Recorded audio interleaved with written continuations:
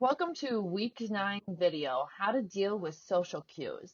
This week we'll be learning more about social cues and how we can make them work for us. Social cues are occasions such as holidays, events, interactions, and more that trigger us to behave in a certain way when we are around other people. And helpful social cues, and understand that social cues are not always bad, but we can always use them to work for us instead of against us. We will do this by further discussing ways of dealing with social cues and practice using the Intuitive Eater's Bill of Rights. To understand the enjoyment of eating, movement, and your social life is extremely important for your overall health. As stated earlier, social cues are occasions that trigger us to behave in a certain way when we're around other people. For example, Thanksgiving Day with family is a social cue for many people to eat until they are uncomfortably full. Feeding expert Ellen Sater reminds us to reflect on normal eating and to give ourselves grace in these times.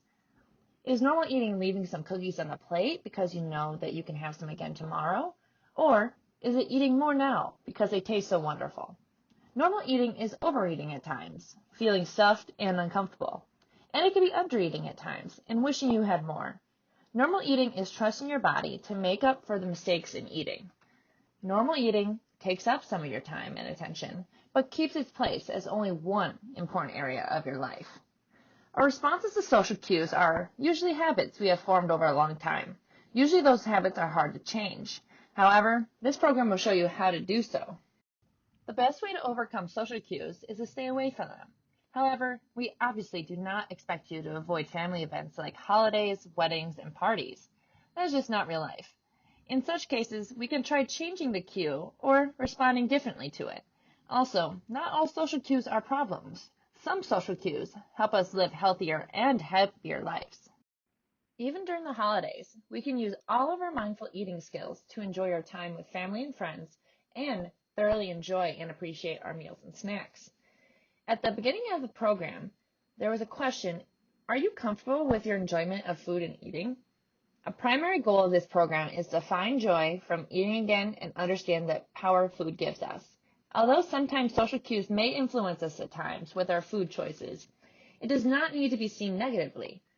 What if we were able to eat with enjoyment all the time? Would food become more of a friend than a foe? According to research, the bottom line is yes. Social cues are occasions that trigger us to behave in a certain way. They involve other people, not just ourselves. When we react to a social cue in the same way over and over, we build a habit. The other person has also learned a habit. When two people are involved, breaking a habit is even harder than when it is just you to adjust the change. Here are some common social cues that can be problematic. Take a second to think of times you felt negatively influenced by others as it relates to eating and activity. 1. Being offered or pressured to eat more food when your body is telling you that you're already full. 2. A friend asking if you will try a new popular diet with her, when you know from this training that diets don't work and it can lead to an emotional and physical roller coaster. And 3. A family member commenting on the amount of calories, fat, carbohydrates in the meal you are eating. Now take a second to think about how you have had an influence in your life from these situations. Now, not all social cues are problems, however. Below are some examples of helpful social cues, and I want you to think about times that these have happened in your life and how they've made you feel. 1. A friend asking you to go on a walk during a lunch break at work. Or 2. Family members telling you that you seem happier lately. Think about how these make you feel and how they really influence you in your day-to-day life when these kind of social cues happen. Consider your Intuitive Eating Bill of Rights to help you foster inner peace with food, mind, and body. We have often spoken of mindful eating, and intuitive eating can be understood along the same lines.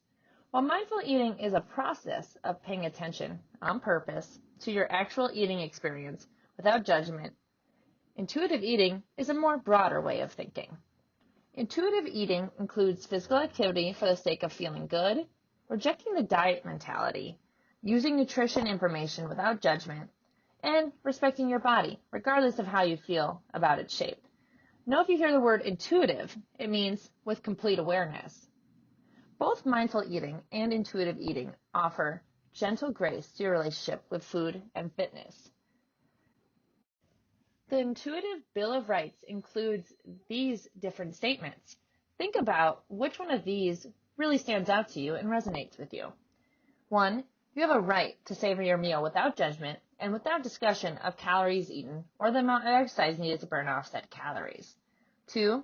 You have the right to enjoy second servings without apology. 3. You have the right to honor your fullness, even if it means saying no thank you to dessert or a second helping of food. 4. It is not your responsibility to make somebody happy by overeating, even if it took hours to prepare a specialty holiday dish. 5. You have the right to say no thank you without explanation when offered more food. 6. You have the right to stick to your original answer of no, even if you are asked multiple times. Just calmly and politely repeat no thank you. And lastly, 7. You have the right to eat pumpkin pie for breakfast.